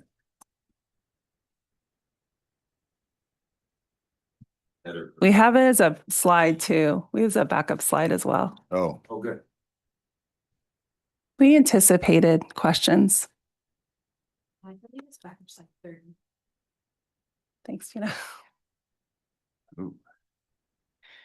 We kind of anticipated what you guys like to see. We Yeah. we know engineers and people that like to data. We like data. Yes. Well, we're just like you. We like to geek out too. So yes. So the bar chart shows the capacity, Mm-hmm. and it shows that we have a lot of capacity. Correct. And is that a good thing or a bad thing? So keep in mind, our plants were built, all of our facilities were built a long time ago. And so they were built when we had a lot of industry. And so they were built when we had a lot of water before we had water conservation. And so we're not adding capacity at this point in time. We're just trying Just to maintain our maintaining. existing infrastructure. So when we're fixing our existing facilities, we're not necessarily increasing capacity. The only issue, though, we do have to, for headworks, is we have to design for our peak flow factor, which we can get up to over 60, sometimes 70 at a peak flow during storm events. So that is the challenge. So these are our annual average dry weather flows, right? So this is typically where our flows are gradually declining. But when we have a big storm event, and it's a 24-hour facility, if you think about it, when we had that massive New Year's Eve storm, when everyone got flooded, so did the sewage treatment plant. And our guys were there 24/7 trying to make sure that that headworks that was built in, the 70s, they were trying to make sure water could get through it. And so that's where we have to continue to think about. So we're not increasing our capacity. We're just trying to make sure the water gets through and that we can treat it. And what happens if you get too much water? Well, we divert flows, which was allowed in our permit, So because by then it's diluted down and we're still meeting our permit, but we have to, per our permit, we can divert flows. But the challenge is that with the new design of the secondary treatment, then we cannot divert flows around those towers because then we're going to hit a whole new, once the secondary treatment process is completed and that we take down those two large corrugated iron towers, then we're no longer diverting flow around. Then we're going to have to see how does that work when we hit a large flow event. So then we're going to have to use our 6 clarifiers. Maybe we have to divert flow and hold some water in the clarifiers. It's going to be interesting to see how we meet our permit limits in the future. But sometimes when you do maintenance, not all those purifiers are working. We typically do not do maintenance in the wet weather. Okay. That's only dry weather. We also don't do construction in the wet weather. So right now we're trying to hurry up and get our large construction projects completed so we're ready for the wet weather season. Okay. In the packet, you talked about in pipe, what was the phrase? Where you rehabilitated some. Oh, the large 72-inch pipeline. Yeah. So that Cured in place pipe. So that one is basically putting a big sleeve inside a pipeline and curing it. So it's a 72-inch diameter pipe, the height of me. And then we basically put a large pipe styrene in place, and that's going to last for hopefully another 50 plus years. And how do you do that? Do you stop the flow and then, Yes, we had to pump water around. oh, so you put some temporary pipe? Mhm. Oh, wow. Yes. Oh, it's a huge Yeah, and bypass pumps, temporary piping, Yeah. manned 24/7 to make sure it all goes smoothly during that period. And how long does that take to? it took a couple of years because we had a little snafu. Then we had to stop it, right? We started the construction, then we had to stop during wet weather, then we had to remobilize. Oh, wow. So I'll just add, this is a really impressive process that takes this liner and cures it. All us engineers in the room now, like we're saying. This liner ends up being an inch thick all the way around the pipe and essentially creates this new smooth surface that will last a long time. So that 72-inch pipe is now a 70-inch pipe. Okay. And who pays for that? In that, if it's coming from Los Altos, does Los Altos pay for it? So for that one, we actually had a different partner amendment agreement based on the flow shares of who owned that pipe. So that's a different one for the 72-inch pipe. That's an amendment that came through to our council. You actually just saw that staff report that came through. Probably, I can't remember the date, but not that long ago. Because we had to amend it because the costs increased, so we had to change it. And then Los Altos and Mountain View also had to amend it, the partner amendment. So that's the challenge too. A capital project, we have to get approved by all of our partner agencies. So we have to write a staff report, not just for you all, but we have to go to every single partner agency and go to their councils to get them to approve it before you guys approve it. And so these leaky pipes during wet weather cause extra flow. Correct. Is there any hope of fixing that, or is that just too extensive of a network to fix? No, that's part of what our collection system team is trying to work on, getting their money and resources to go in and fix their pipes. But, there's a lot of pipes underground. And then there's also people that shouldn't be, but they might have some pump that might be incorrectly tied to the sanitary sewer, which shouldn't be correct, right?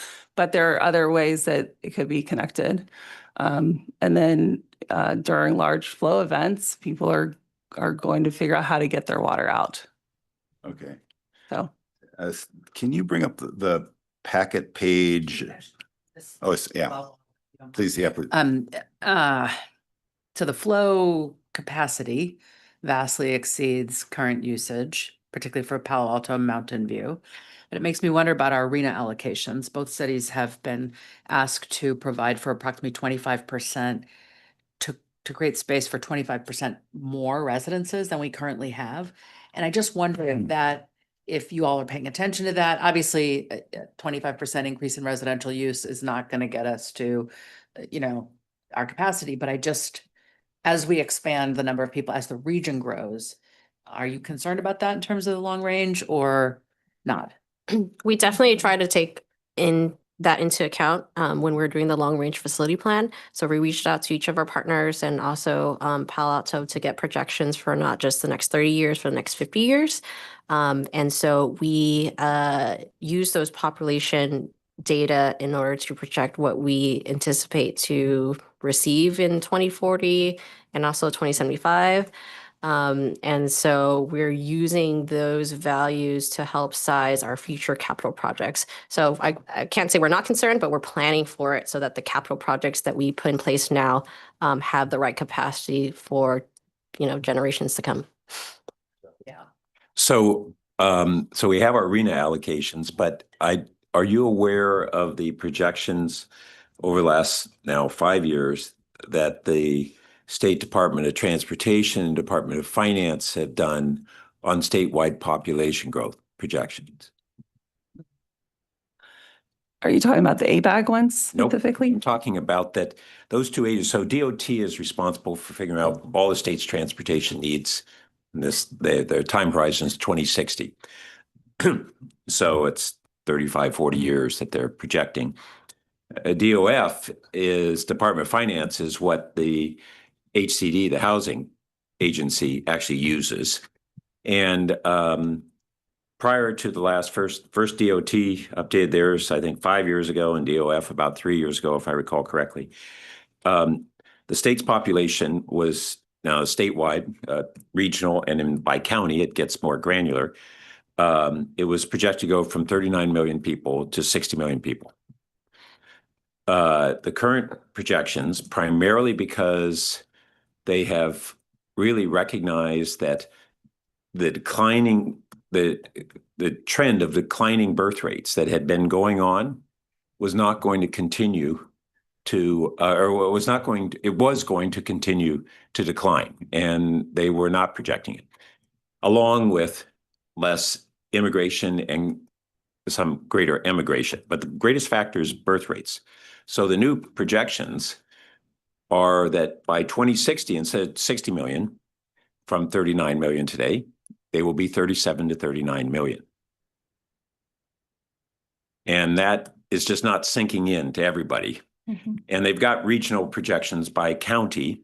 Santa Clara County is projected to have modest growth, and Alameda County, San Mateo, and San Francisco, I think, declines, but not big differences. We may see some of that change by induced growth if we really are able to promote a great deal more housing, but it's never going to be anywhere near what we thought 5 years ago when this plant was probably being projected. And so ABAG is still an MTC, where I serve on the board, and ABAG is now subsumed within MTC, is still operating off of an 8-year plan on the old projections. And all of our thinking is based upon those projections. So And yeah, I just want to clarify, we looked at ABAG numbers and we did not use ABAG numbers. Okay. So we went to each city and each planning department, and then we course corrected. oh, but they're using those numbers. But a lot of we actually reduced down, worked on the urban water management plan, what they used. So I just want to assure you, because All the projections have been based on the same premise that we were going to have in the state a 50+% growth in population, and that's now gone. well, All the our staff specifically, including myself, dug into the numbers, and we course corrected because our consultant was projecting everything really high, and we're like, that's not what's going to happen here. And so we course corrected everything much lower. So- Are you saying, Karen, that we were initially looking at ABAG numbers and the numbers we got from our partner agencies' planning departments were significantly lower than Yes. those? Yeah, but I will say that the planning departments are largely based upon those ABAG projections. I'm telling you, I sit on the MTC board, and it's something that, and I'm the vice chair of the planning committee. This is something that we are just beginning to really reevaluate the ramifications of. And I want to bring it to your attention because you're not alone Yeah. in still using largely projections that are now appearing to be very antiquated in a very significant way, not on the margins. That's definitely something we can look further into. Okay. Okay. Yeah. I- Sorry. I must stay on this slide, actually. So this is the amount that we can use, which also means that's the allocation for any capital, right? So we're talking about building $460 million worth of construction. This is the fraction that each city pays for that. And what's the general feeling? Because it's part of negotiations when this is set, right? This is not used a formula. This is, you go to each city and negotiate the level. These are not negotiations. This is something that's in our partner agreements Or they were Years. negotiated, yes, they were negotiated before. way years ago. So we were asked to reevaluate it, looking at other agencies, how they do their capacity changes and capital allocations.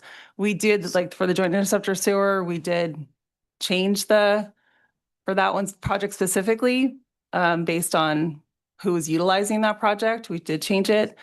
We can look for other projects in the future and potentially change the share. So I guess my So- big picture question is do the cities like this share, or do they want to reduce their share, or they want to increase their share? We have, none of the cities that are part of the sewage treatment plan have expressed interest to change their share. No one's at the point where they want more capacity. That's the challenge that we have. I think if I could just add to, when you look at this, at least currently, everyone's kind of around the 50% mark. And while there's some changes projected out in the future, and like Councilmember Burt was saying, there's a lot of uncertainty around that. So, I think if we looked at these bars and we saw, oh, here's an agency that's at 85%, while another one is at 20%, that would set up a more ripe time where people might be interested in talking about making some deal on that. Because essentially the way these agreements have been structured, these agencies actually own this capacity in the plant. And I'll also add that we surveyed a bunch of other facilities as well, and many other facilities handle capital costs in a very similar way, fixed shares. And a lot of these agreements hold these fixed shares for quite some time until a wastewater treatment plant may need to increase capacity. And that is a good time when a lot of those agencies may renegotiate because they have to pay into increased capacity. This is not the case for us. We feel like our capacity right now is sufficient, even with some of our peak weather flow. And again, because a lot of the partner agencies are much lower than their current capacities, they have not expressed any interest in increasing the overall capacity or their own capacity share of the total. And do they have any desire to decrease, or everyone's just happy? Well, keep in mind that this is the dry weather. So we have the peaking factor too. So we have to actually be able to handle their wet weather events. So right now we need to be able to handle all the water that comes to us, which can go up to, the dry weather is up to 40, but we can take up to 80, and we have hit up to 66 MGD at an instant. And do we know the peak flow by city? We do have a We- slide. We have one slide. And the challenge though that we have is, because the way the flow meters work, we look the worst right now Slide 34. because of the, That matters to me. but it also Yeah. could be just because we don't have necessarily all the flow meters upstream to take those flows out. So we look the worst, but it may not be because we don't have all the ways to. So this slide shows our monthly wastewater flows. So this is not MGD, not daily, but it shows that there are some wet weather months, especially for the blue Palo Alto, where it could be twice as high as dry weather months. So it's quite significant. But other agencies also have I&I that are affecting their flows as well, as you can see in the figure. So is your guess that this is a leaky pipe issue or that it's a sensing issue? Most likely a leaky pipe issue. So if I might jump in, this is very informative because as I went through the report, one of the things before we started talking about the peak flow, I was concerned that one, are we building a capacity that is based upon our historic sense of capacity needs versus our forward looking? And then second, as we looked at, 3 years ago when we went into this and there were concerns that Mountain View had been going up in their inflow and we had gone down, and was that a trend, especially given what we have on that other slide of them really wanting to induce growth and having higher projected growth, commercial and residential, than we do. But that has gotten self-corrected to a good degree. Although if we go back to that slide that was the bar graph, if we were to set aside for a moment that peak flow graph and say, well, we need to fix that problem either through combination of better sensing and less leakage, so that we're all about the same ratio of normal flow to peak flow, which isn't where we are right now. We're seeing that with by 2040, Mountain View average flow would be 63% of their capacity, and we'd be at 52, but we'd still be paying more than their share of the capital cost. And that was the thing I was concerned about. And I still have some concern, although until we solve our peak flow problem, I don't think we could really make a claim that we're paying a disproportionate share of the new capacity. But that's because of our peak flow problem. Otherwise, I'd really be pushing that we need to look at that renegotiation. And that may be something that we want to look at going forward, maybe every 5 years or something like that, rather than wait until 2040 before we reevaluate it. But the program that we have to try to deal with our leaky pipes, I don't remember the numbers, and it's a different enterprise fund, but I'm really interested in how much we're investing there versus what we're having to invest in this capital in response to a peak flow that could be reduced.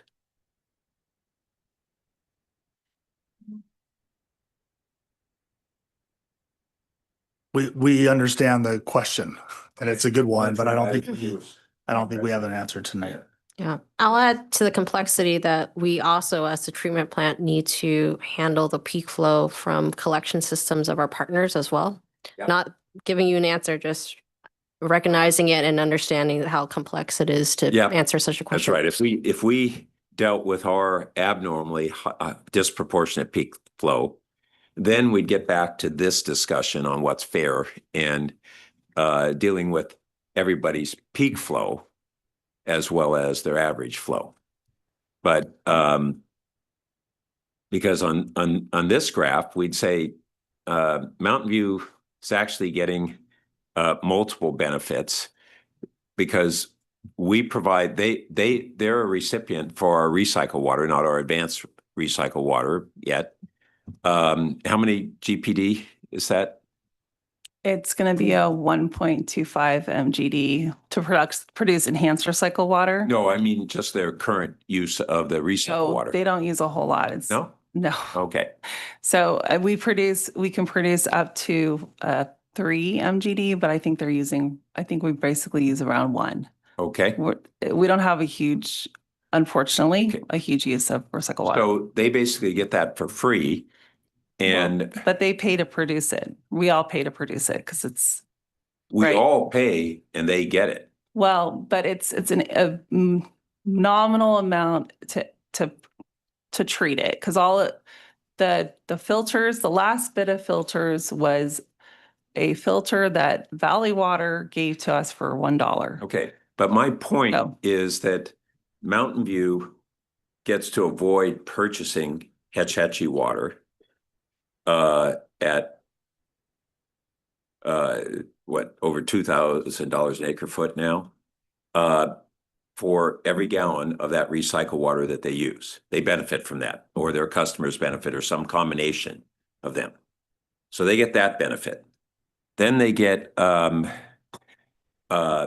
when they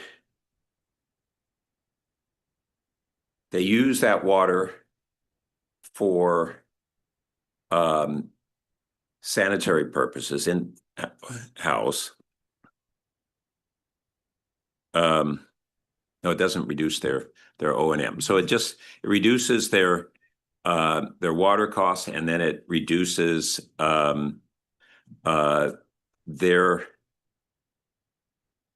then they have this lower share of capital cost than would be the case if not for our current peak flow problem.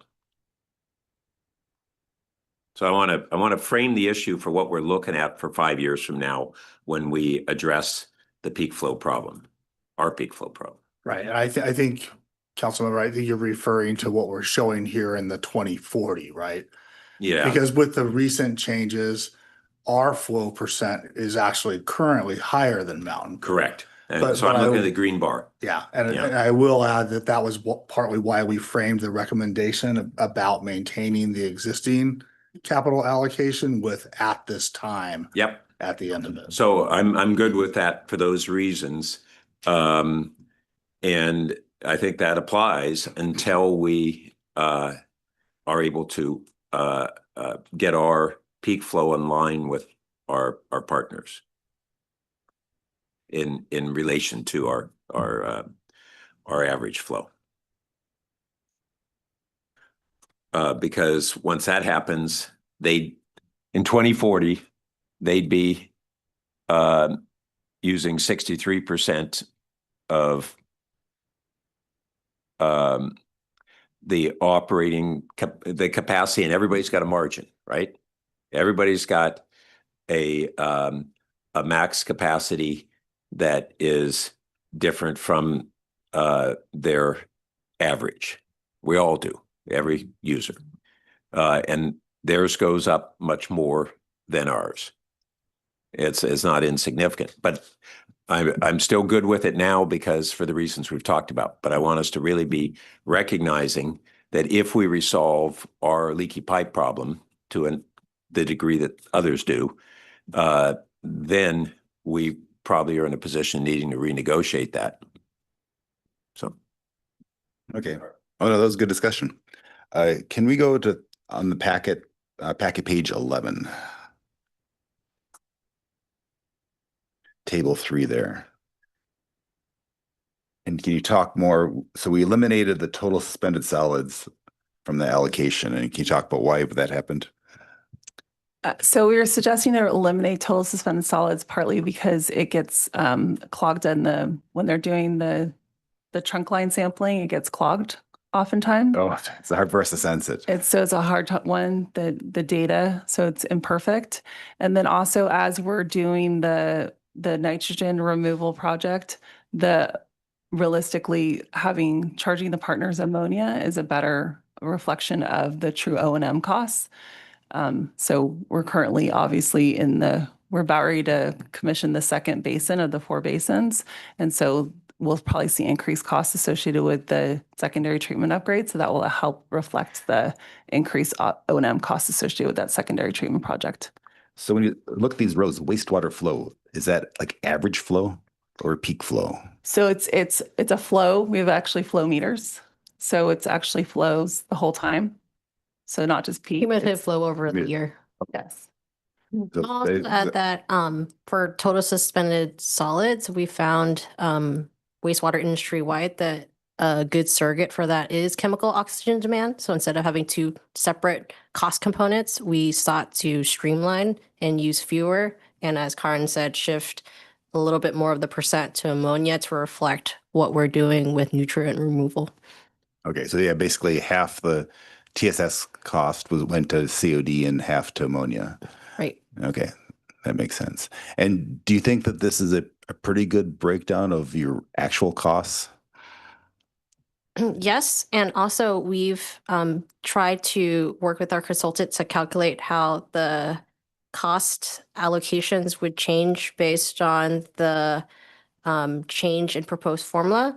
And we feel like the changes are minimal, but also more reflective of costs going forth. And does it vary? You know, Los Altos, do they have a much different profile than we would have? There are slight differences in strength, I would say, between the partner agencies. I don't want to get too much into it, but there are slight differences where we considered having strength sampled just at the influent of our wastewater treatment plant to represent all of our partners. Instead, because of the differences, we decided to continue the sampling protocol with each partner. Okay. And what causes the difference between the cities? Is it the manufacturing versus housing, or is it something else? There's probably a multitude of reasons. Maybe the mix of residential versus commercial, or different mix of residents and businesses in each different partner agency. Okay. And can you scroll up now to table 2, which is 2 pages earlier? And we have these different options, and you recommend So higher, yeah. You recommend option 1, which is at the top of the reel. And can you talk more about this, the recommendation? Yeah, we tried to think about if we were to change the capital cost allocations, how we would do it. And so the first one, obviously, we talked about maintaining the existing cost allocations, and that's really supported by historical and projected flows, but also a lot of the wastewater industry follows the same sort of capital cost allocation. We looked at annual flow base, we looked at flows and loadings, and we found that there was not a lot of regional precedents, nor the data really support that change. One thing that was interesting was project by project allocation, and we do that to some extent already with our joint interceptor project is one example where only a subset of our partners own that pipes, and so only they are charged for such a project. And so we can continue to do that based on what the project scope is for a particular capital project. We even looked at population-based allocation, and there are wastewater treatment plants, not in California, but across the US, there are very few number that do that. But we felt like for our partners, that lacks alignment with actual plant cost drivers. For example, a city with a larger population is not necessarily sending us more flow with higher strength. And so it lacks that nexus. And so we decided against that option as well.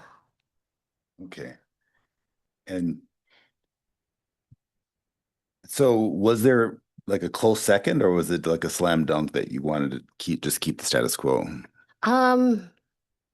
Based on the research that was done by our consultant and our regional partners, and the historical data and the projected flows, it was pretty clear that all of the partner agencies were much under their capacity rates. And so there's no real driver for change at this moment. But again, in the future, if populations change more dramatically than what we're modeling, or if there are changes and that we can't anticipate, it may be worthwhile to revisit that in 5 to 10 years. And we can choose this unilaterally, or is this part of negotiations and we have to go back and get consensus? We would have to get consensus with other partners Okay. as well. So status quo has a big advantage. People don't like change. Yes. Okay. I'm done with that. Horizontal levy, which brings me back to my Parks and Rec days. And so we're finally building it. So what do we put partially treated sewage water up there? Can you talk about what is done before it's put up there? It's actually our effluent. It's our treated effluent. So it's fully treated effluent. It's a third discharge location. So we've got it permitted. So it's the Renzel Marsh is one. Our effluent by the airport is the secondary, which is most of our effluent. And then the horizontal levee will be our third discharge location. So we'll be the first one to be partially treated our effluent going out to the bay. We raced to the finish line and we were the first. And so we can't just dump it in the bay. We have to run it through either the marsh or. We can. It's just because it's a sensitive habitat and we have to go through 8 years of permitting to get it through. That's why it's a monumental feat. It's a permanent pilot. So hopefully we can prove to all the regulatory agencies that this is a great solution. And yeah, so it's in construction right now. It just looks like a lot of dirt moving has happened. Looks great out there. So hopefully we'll get planting coming up and yeah. And how much water, how much flows are? Oh, very, very, very little amount of flow. It's just a seep. That's all it is. Okay. But we're doing a lot of studies on it. So it should be For fun. those who are watching the finance committee meeting and don't have a good understanding of why the horizontal levee is an exciting yay thing that we, made it to the finish line on, can you just give a 2-sentence description of what it includes? Sure. So the horizontal levee is it's a very small permanent pilot, but it's a nature-based solution for instead of your riprap typical levee where it's rocks and pretty usually not the most it's very much of an eyesore, but this one is actually a gentle slope, and then soil will accrete or will naturally come in, and then it will basically allow the salt marsh harvest mouse and the ridgeway rail to have a place to a refuge when the king tides come up, and there should be a king tide, I think, tomorrow. So it'll be actually interesting to see. But and the nice thing is it's actually a habitat. And so over time, when we have sea level rise come up, there will be place for our endangered species to go instead of just a wall of rocks. So the goal is, and then it's also the nice thing is we're using treated effluent to water the plants, so it will seep through that levee. It's like a very gentle slope of basically plants, and then it will go out into the bay. And so we are the first one. It took us 8 years for permitting. We'll be the first one that'll get it through. There's a demonstration horizontal levee over in Orloma. And then hopefully this will prove that it works, and then the permitting will be quicker, and then other wastewater treatment plants can put it through, and then we can hopefully extend it, and then in the future protect our wastewater treatment plant for And sea level rise. Does the horizontal levee also reduce the impact of storm surge? Correct. Yeah. Okay. And then there will be an actual levee an actual levee that you can walk on. So you'll see in the path, the nature trail will be a slight gradient, and you'll be able to walk and incorporate it into our Baylands Nature Preserve. Yeah, what Parks and Rec loved about it is instead of addressing flooding with a big concrete wall, you're making habitat. Correct. And now it'd be very nice tidal. And so you'll have some areas that are covered at high tide and open at low tide. And so it's a nice variety of habitat. I'm looking forward to it.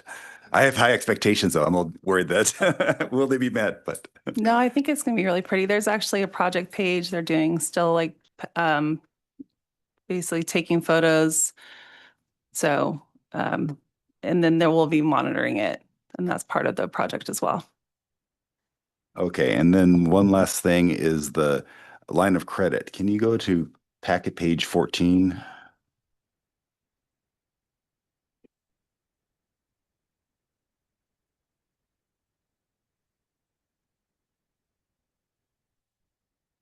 Okay. And this is just the table showing the estimate of the credit costs.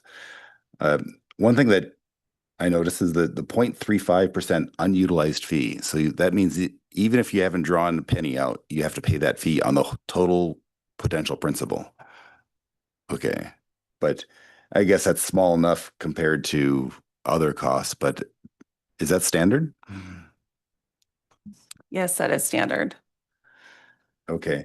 And then, so this is now based on SOFR. What's the typical spread that we'll have to pay on top of SOFR?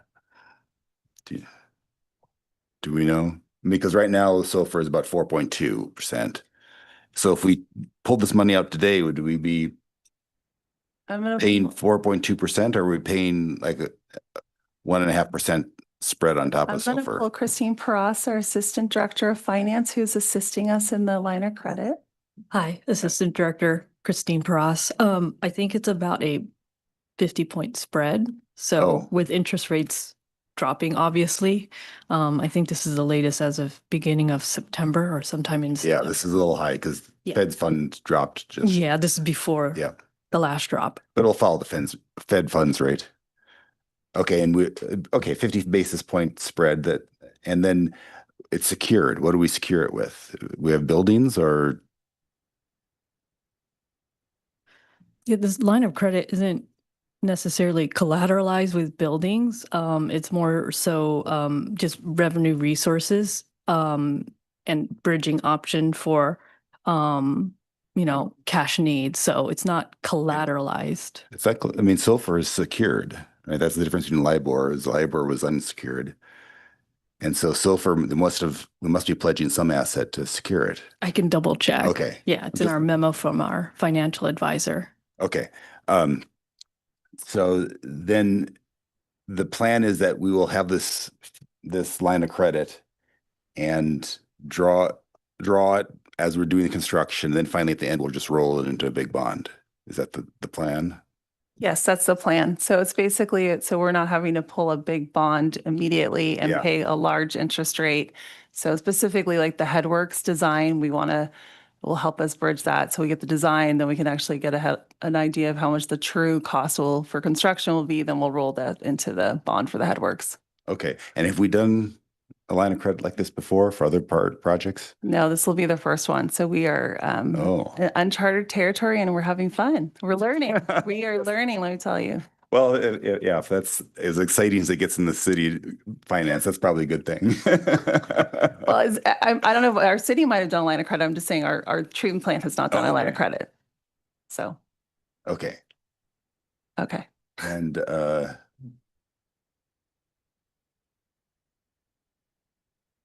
okay, that's all I have.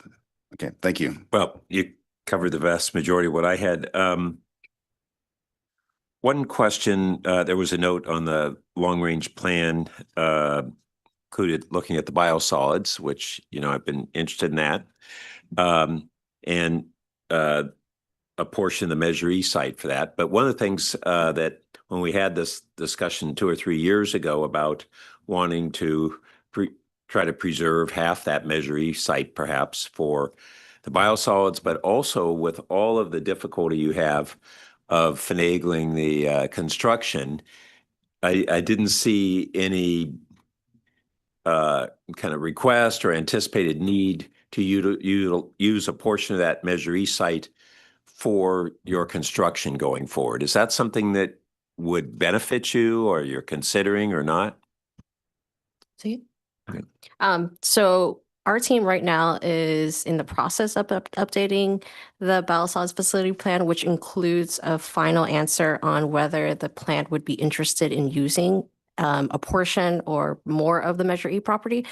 We're not quite ready yet to come back to this committee or council with our recommendations yet. The reason is that we are currently going through the process of finalizing our population projections and capacity projections for wastewater first, and trying to figure out what wastewater treatment area we may need, and doing that at the same time as evaluating biosolids alternatives and trying to figure out how to fit that in to our existing area and also Measure E if applicable.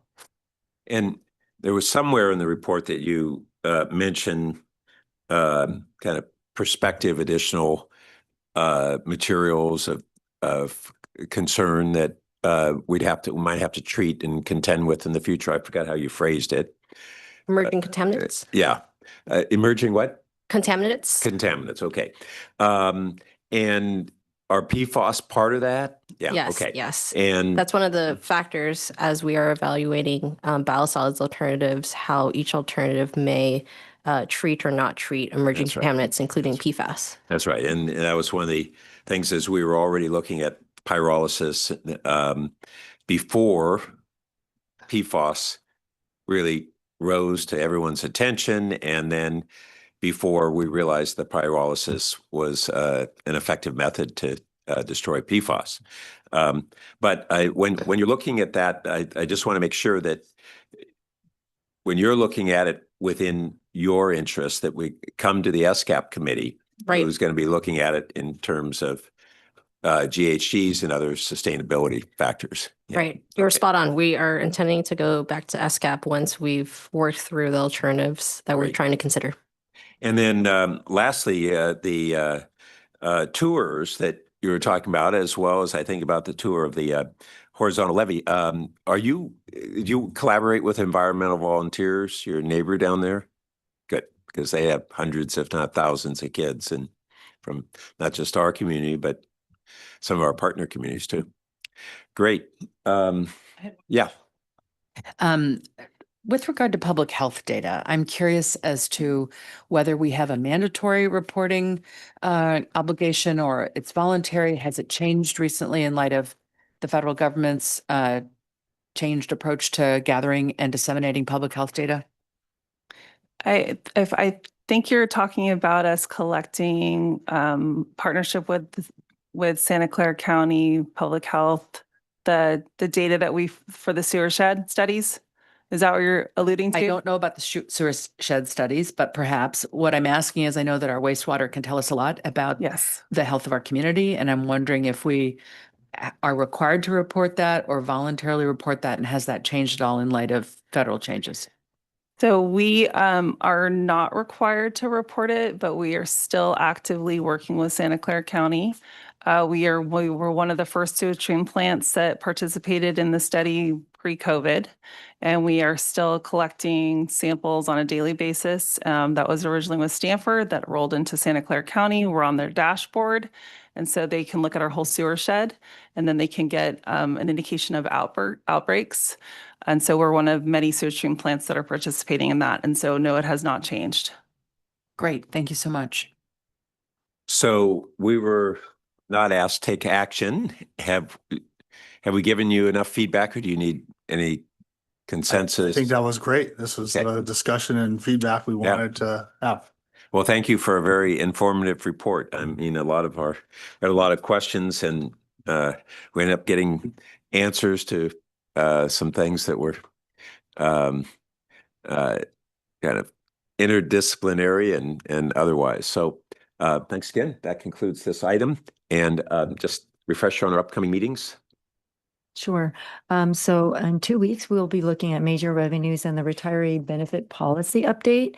You will have several utility items, the gas costs of services analysis, and then preliminary financial forecast and rates. We'll also update the committee on the finance committee referrals. And in December, we'll have the long-range financial forecast, the audit, and Q1. All right. Thank you. And that note, the meeting's adjourned.